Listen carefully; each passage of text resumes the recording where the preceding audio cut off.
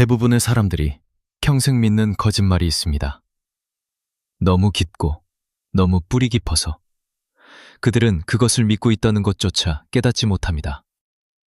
그 거짓말은 이것입니다. 일들이 나에게 일어난다. 당신은 자신이 상황의 희생자라고 믿습니다. 당신의 고통이 당신에게 일어나는 일에서 온다고. 만약 상황이 달랐다면, 더 많은 돈이 있었다면, 파트너가 달랐다면, 상사가 당신을 인정했다면, 가족이 당신을 이해했다면, 그러면 행복할 것이라고. 하지만 당신이 이해한다면 당신의 삶을 바꿀 무언가를 말씀드리겠습니다. 당신은 상황의 희생자가 아닙니다. 당신은 상황의 해석자입니다. 고통은 사건에서 태어나지 않습니다. 사건에 대해 당신이 스스로에게 말하는 이야기에서 태어납니다. 준호의 이야기. 준호에 대해 말씀드리겠습니다. 준호는 45세에 직장을 잃었습니다. 그는 같은 회사에서 20년 동안 일했습니다. 그리고 갑자기 그는 해고되었습니다. 그의 첫 반응은 이것은 끔찍해. 내 인생은 망했어. 나는 다시 시작하기에 너무 늙었어. 아무도 나를 고용하지 않을 거야. 나는 끝났어. 그리고 그 해석으로 준호는 깊은 우울증에 빠졌습니다. 그는 6개월을 집에서 보냈고 비참함을 느끼고 희생자라고 느끼고 무력하다고 느꼈습니다. 하지만 여기 진실이 있습니다. 직장을 잃은 것이 그를 고통스럽게 한 것이 아닙니다. 직장을 잃은 것에 대해 그가 스스로에게 말한 이야기가 그를 고통스럽게 했습니다. 왜냐하면 다른 남자에 대해 말씀드리겠습니다. 그를 민수라고 부르겠습니다. 민수도 45세에 직장을 잃었습니다. 같은 회사에서, 같은 날. 하지만 민수의 이야기는 달랐습니다. 그는 생각했습니다. 이것은 기회야. 나는 20년 동안 이 직장에 갇혀 있었어. 이제 나는 정말로 중요한 무언가를 할 자유가 있어. 이것은 무섭지만 또한 흥미로워. 그리고 그 해석으로 민수는 자신의 사업을 시작했습니다. 그가 항상 하고 싶었지만 용기가 없었던 것. 같은 사건, 두 가지 해석. 완전히 다른 두 삶. 고통에 대한 진실. 여기 스토아 철학자들이 2000년 전에 이해했고 부처가 2500년 전에 가르쳤고 현대 심리학이 마침내 재발견하고 있는 진실이 있습니다. 고통은 당신에게 일어나는 일에서 오지 않습니다. 당신에게 일어나는 일에 대한 당신의 저항에서 옵니다. 당신에게 일어나는 일에 대해 당신이 스스로에게 말하는 이야기에서 옵니다. 스토아 철학자 에픽테토스는 완벽하게 말했습니다. 우리를 혼란스럽게 하는 것은 사물이 아니라 사물에 대해 우리가 가진 의견이다. 생각해보세요. 두 사람이 정확히 같은 사건을 경험하고 완전히 다른 반응을 가질 수 있습니다. 한 사람은 돈을 잃고 생각합니다. 이것은 재앙이야. 나는 결코 회복하지 못할 거야. 다른 사람은 같은 금액을 잃고 생각합니다. 이것은 교훈이야. 이제 나는 무엇을 하지 말아야 할지 알아. 한 사람은 관계에서 거절당하고 생각합니다. 나는 사랑받을 가치가 없어. 아무도 나를 원하지 않을 거야. 다른 사람은 거절당하고 생각합니다. 이 사람은 나에게 적합하지 않았어. 이제 나는 적합한 사람을 찾을 자유가 있어. 차이를 보시나요? 사건이 아닙니다. 해석입니다. 수진의 이야기. 수진은 35세에 암 진단을 받았습니다. 소식을 들었을 때 그녀의 첫 생각은 왜 나야? 이것은 불공평해. 내 인생은 끝났어. 그리고 몇 주 동안 그녀는 그 이야기 속에서 살았습니다. 그녀는 희생자라고 느꼈습니다. 화가 났습니다. 절망적이었습니다. 하지만 어느 날 무언가가 바뀌었습니다. 수지는 무언가를 깨달았습니다. 나는 이것을 어떻게 해석할지 선택할 수 있어. 나는 그것을 내 인생의 끝으로 볼 수 있어. 아니면 내 진짜 인생의 시작으로 볼 수 있어. 그리고 그녀는 두 번째 해석을 선택했습니다. 그녀는 생각했습니다. 암은 나에게 정말로 중요한 것이 무엇인지 보여주고 있어. 그것은 나를 중요하지 않은 것들에 시간을 낭비하는 것을 멈추게 하고 있어. 그것은 나에게 명확함을 주고 있어. 그 새로운 해석으로 수지는 스트레스가 많은 직장을 그만뒀습니다. 깨진 관계를 굳혔습니다. 그녀가 전에 살지 않았던 방식으로 살기 시작했습니다. 그리고 암이 완화되었을 때 수지는 깊은 것을 말했습니다. 암은 내가 받은 최고의 선물이었어. 왜냐하면 그것이 나를 깨웠기 때문이야. 이제 나는 암이 좋다고 말하는 것이 아닙니다. 나는 암처럼 끔찍한 것조차도 당신을 강화하거나 파괴하는 방식으로 해석될 수 있다고 말하는 것입니다. 제 해석의 힘. 여기 당신이 배울 가장 해방적인 진실이 있습니다. 당신은 당신의 삶의 어떤 사건이든 재해석할 힘이 있습니다. 당신에게 일어나는 일을 통제할 수 없습니다. 하지만 그것이 당신에게 무엇을 의미하는지는 완전히 통제할 수 있습니다. 아우슈비츠에서 살아남은 정신과 의사 빅터 프랭클은 누구보다 이것을 이해했습니다. 그는 말했습니다. 자극과 반응 사이에는 공간이 있다. 그 공간에 우리의 반응을 선택할 힘이 있다. 우리의 반응에 우리의 성장과 자유가 있다. 그 공간, 일어나는 일과 당신이 어떻게 반응하는지 사이의 그 순간, 그것이 당신의 힘이 사는 곳입니다. 대부분의 사람들은 그 공간을 결코 발견하지 못합니다. 그들은 자동으로 반응합니다. 무언가가 일어나고 그들은 즉시 그것에 대한 이야기를 스스로에게 말합니다. 그리고 그 이야기가 그들의 현실이 됩니다. 하지만 당신은 그렇게 살 필요가 없습니다. 당신은 멈추는 법을 배울 수 있습니다. 관찰하는 법을, 자신에게 물어보는 법을, 나는 이것에 대해 어떤 이야기를 스스로에게 말하고 있는가? 그것이 유일하게 가능한 이야기인가? 나를 희생자로 만드는 대신 강화하는 해석이 있는가? 고통과 고난의 차이. 중요한 것을 명확히 하겠습니다. 고통과 고난 사이에는 차이가 있습니다. 고통은 피할 수 없습니다. 그것은 인간이 되는 것의 일부입니다. 당신은 사랑하는 사람들을 잃을 것입니다. 실패를 경험할 것입니다. 도전에 직면할 것입니다. 하지만 고난은 선택사항입니다. 고난은 당신이 해석으로 고통에 추가하는 것입니다. 고통은 말합니다. 이것은 아파. 고난은 말합니다. 이것은 일어나서는 안 돼. 이것은 불공평해. 이것은 내게 뭔가 잘못되었다는 것을 의미해. 고통은 깨끗합니다. 고난은 더럽습니다. 그리고 당신의 비참함의 대부분은 고통에서 오지 않습니다.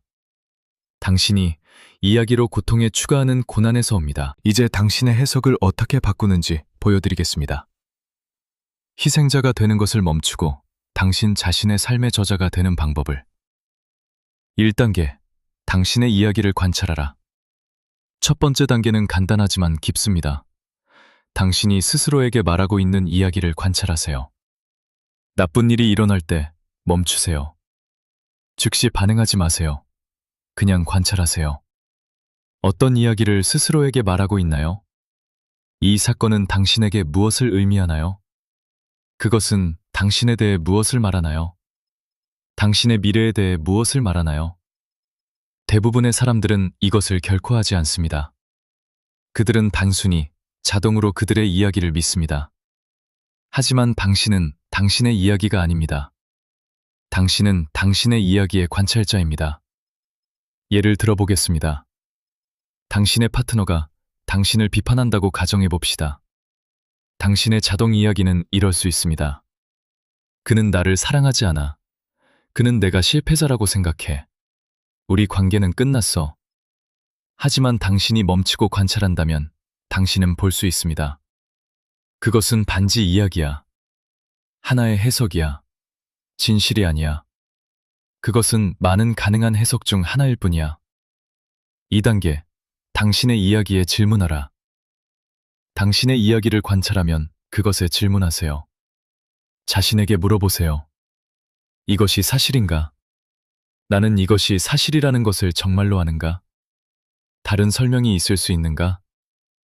영적 스승 바이런 케이티는 4가지 강력한 질문을 가지고 있습니다. 첫 번째, 그것이 사실인가? 두 번째, 그것이 절대적으로 사실이라는 것을 알 수 있는가? 세 번째, 그 생각을 믿을 때 어떻게 반응하는가? 네 번째, 그 생각 없이 당신은 누구인가? 이 질문들은 변혁적입니다. 왜냐하면 당신의 이야기 대부분은 사실이 아니기 때문입니다. 그것들은 해석입니다. 그리고 당신이 그것들을 질문할 때 그것들은 당신에 대한 힘을 잃습니다. 파트너의 비판예로 돌아가 봅시다. 그가 당신을 사랑하지 않는다는 것이 사실인가? 당신은 그것을 절대적으로 알 수 있나요? 그가 당신을 사랑하고 당신이 성장하도록 돕고 있을 수 있나요? 그가 나쁜 하루를 보내고 있고 그것이 당신과 아무 관련이 없을 수 있나요? 당신의 이야기에 질문할 때 당신은 공간을 만듭니다. 그리고 그 공간에서 당신은 다른 해석을 선택할 수 있습니다. 3단계, 강화하는 이야기를 선택하라. 여기 핵심이 있습니다. 진실한 이야기를 찾는 것이 아닙니다. 왜냐하면 진실한 이야기는 없기 때문입니다. 모든 사건은 우리가 의미를 부여할 때까지 중립적입니다. 그것은 당신을 강화하는 이야기를 선택하는 것입니다. 당신을 더 약하게 만드는 것이 아니라 더 강하게 만드는 이야기. 가능성을 닫는 것이 아니라 여는 이야기. 태연에 대해 말씀드리겠습니다. 태연은 정말로 원했던 승진에서 거절당했습니다. 그의 첫 이야기는 나는 충분히 좋지 않아. 나는 결코 성공하지 못할 거야. 포기해야 해.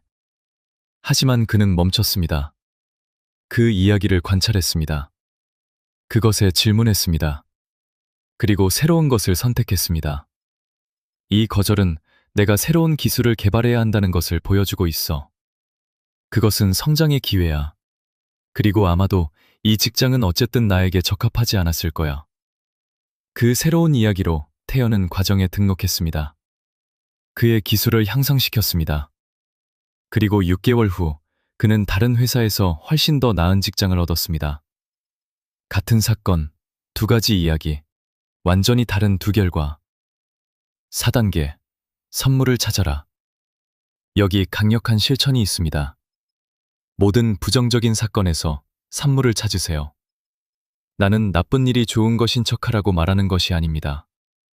나는 당신이 무엇을 배울 수 있는지, 어떻게 성장할 수 있는지, 어떤 기회가 열리고 있는지 찾으라고 말하는 것입니다. 스토아 철학자들은 아모르 파티라는 개념을 가지고 있었습니다. 운명에 대한 사랑. 그것은 당신에게 일어나는 모든 것을 사랑하는 것을 의미합니다. 그것이 어렵기 때문이 아니라 그것이 어렵기 때문에. 마르쿠스 아우렐리우스는 썼습니다. 행동에 대한 장애물은 행동을 진전시킨다. 길을 막는 것이 길이 된다. 모든 장애물은 기회입니다. 모든 거절은 방향 전환입니다. 모든 상실은 교훈입니다. 하지만 당신이 그렇게 보기로 선택할 때만. 5단계, 근본적인 감사를 실천하라. 근본적인 감사는 좋은 것뿐만 아니라 모든 것에 감사하는 것입니다. 나쁘게 보이는 것들에도.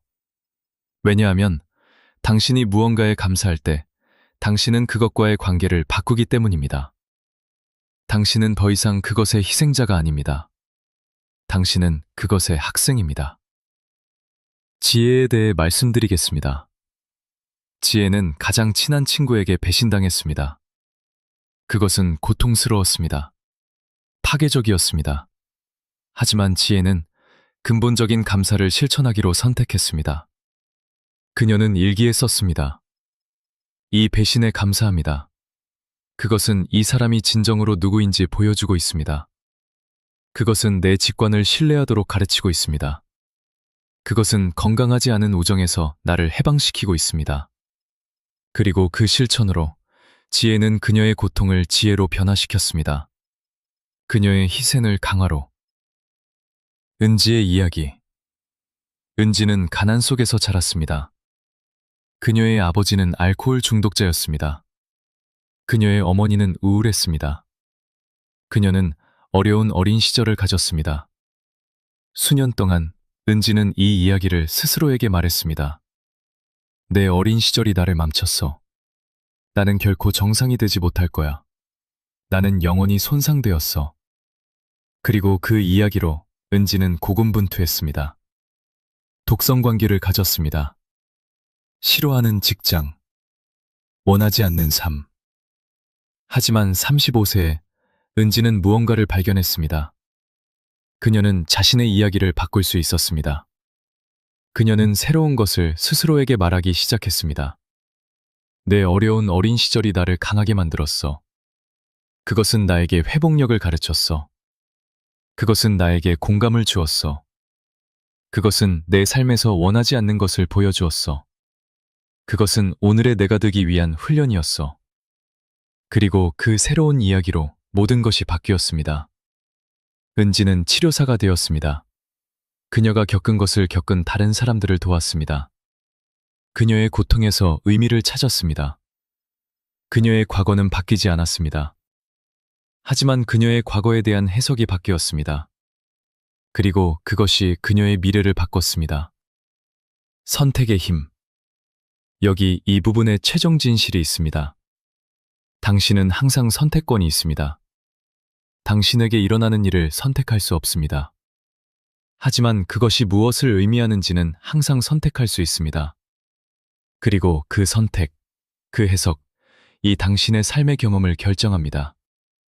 두 사람이 외부 사건 측면에서 정확히 같은 삶을 가질 수 있습니다. 하지만 한 사람은 비참할 수 있고 다른 사람은 행복할 수 있습니다. 왜? 그들이 스스로에게 말하는 이야기 때문입니다. 그러니 묻는 것을 멈추세요. 왜 이것이 나에게 일어나고 있는가? 묻기 시작하세요. 나는 이것에 대해 어떤 이야기를 말하고 있는가? 내가 선택할 수 있는 더 나은 이야기가 있는가? 왜냐하면 당신은 상황의 희생자가 아니기 때문입니다. 당신은 상황의 해석자입니다. 그리고 그 해석이 당신의 초능력입니다. 이제 해석에 대한 가장 깊은 진실을 말씀드리겠습니다. 모든 것을 바꾸는 진실. 당신은 당신의 현실을 창조한다. 나는 마법적 사고에 대해 말하는 것이 아닙니다. 긍정적으로 생각하면 우주가 당신이 원하는 것을 줄 것이라고 말하는 것이 아닙니다. 나는 더 깊은 것을 말하고 있습니다. 사건에 대한 당신의 해석은 문자 그대로 당신의 현실 경험을 창조합니다. 두 사람이 같은 방에 있을 수 있고 같은 사건을 경험하고 완전히 다른 현실에서 살 수 있습니다. 왜? 그들이 스스로에게 말하는 이야기 때문입니다. 생각해 보세요. 현실이란 무엇입니까? 그것은 단지 일어나는 일이 아닙니다. 그것은 일어나는 일 더하기 당신이 그것에 부여하는 의미입니다. 그리고 의미. 그것은 당신이 창조합니다. 해석의 신경과학. 여기 흥미로운 것이 있습니다. 현대 신경과학은 고대 철학자들이 항상 알았던 것을 증명하고 있습니다. 당신의 뇌는 현실을 직접 경험하지 않습니다. 그것은 현실에 대한 당신의 해석을 경험합니다. 무언가가 일어날 때 당신의 뇌는 즉시 당신의 기억, 당신의 믿음, 당신의 과거 이야기를 검색합니다. 그리고 해석을 만듭니다. 그리고 그 해석이 당신이 현실로 경험하는 것입니다. 이것은 당신이 문자 그대로 이야기 속에서 살고 있다는 것을 의미합니다. 당신의 뇌가 끊임없이 창조하고 있는 이야기. 그리고 여기 강력한 부분이 있습니다. 당신은 그 이야기를 바꿀 수 있습니다. 대수의 이야기. 대수는 30세에 만성질환 진단을 받았습니다. 의사들은 그에게 평생 고통이 있을 것이라고 말했습니다. 그의 첫 해석은 내 인생은 끝났어. 나는 결코 행복하지 않을 거야. 나는 항상 고통받을 거야. 그리고 그 해석으로 대수는 고통받았습니다. 육체적 고통뿐만 아니라 그가 고통에 추가한 정신적 고난도. 하지만 그 후 대수는 해석에 대해 배웠습니다. 그는 자신의 이야기를 바꿀 수 있다는 것을 배웠습니다. 그는 새로운 것을 스스로에게 말하기 시작했습니다. 네, 나는 고통이 있어. 하지만 고통은 내가 아니야. 나는 고통을 가지고도 여전히 의미 있는 삶을 가질 수 있어. 고통은 고통 없는 순간을 감사하도록 가르치고 있어. 그것은 나를 더 동정심 있게 만들고 있어. 그것은 정말로 중요한 것이 무엇인지 보여주고 있어. 그리고 놀라운 일이 일어났습니다. 육체적 고통은 사라지지 않았습니다. 하지만 정신적 고난은 사라졌습니다. 대수는 고통 없이 고통과 함께 사는 법을 배웠습니다. 왜냐하면 고통은 피할 수 없기 때문입니다. 하지만 고난은 당신이 고통에 추가하는 이야기입니다. 희생자의 신화. 여기 힘든 진실이 있습니다. 희생자 사고방식은 유혹적입니다. 왜? 그것이 당신에게 무언가를 주기 때문입니다. 그것은 당신에게 변명을 줍니다. 비난할 누군가를 줍니다. 당신의 삶이 당신이 원하는 대로가 아닌 이유를 줍니다. 내 잘못이 아니야. 그것은 내 어린 시절 때문이야. 내 상사 때문이야. 경제 때문이야. 내 파트너 때문이야. 내 유전자 때문이야. 그리고 그 모든 것이 사실일 수 있습니다.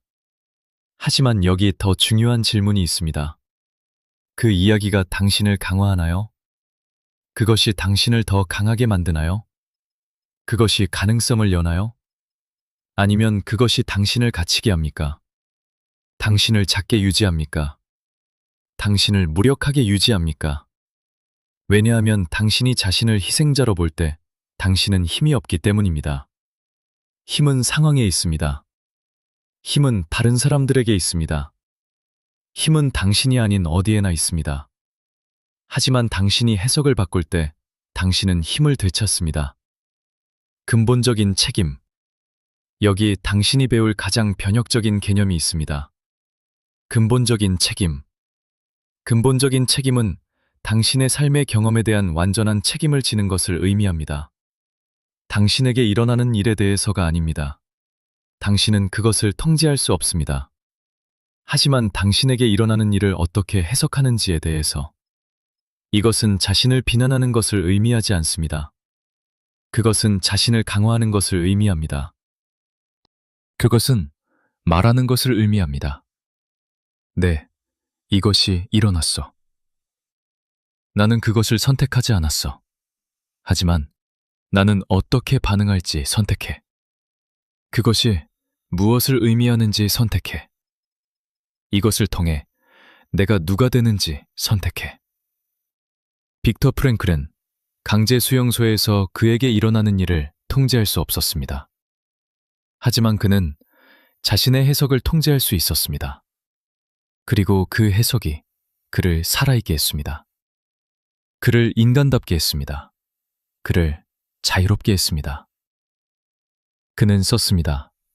한 사람에게서 모든 것을 빼앗을 수 있지만 한 가지는 빼앗을 수 없다. 인간의 마지막 자유.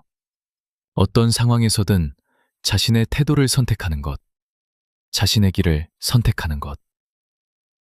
소피아의 이야기. 소피아는 어렸을 때 학대를 받았습니다. 그것은 끔찍한 트라우마였습니다. 그녀에게 결코 일어나서는 안 되는 일. 수년 동안 소피아는 이 이야기를 스스로에게 말했습니다. 나는 부서졌어. 나는 손상되었어. 나는 결코 정상이 되지 못할 거야. 내 인생은 그들이 나에게 한 것으로 망가졌어. 그리고 그 이야기로 소피아는 고군분투했습니다. 우울증이 있었습니다. 불안, 독성관계. 하지만 그 후 소피아는 용감한 일을 했습니다. 그녀는 자신의 이야기를 바꿨습니다.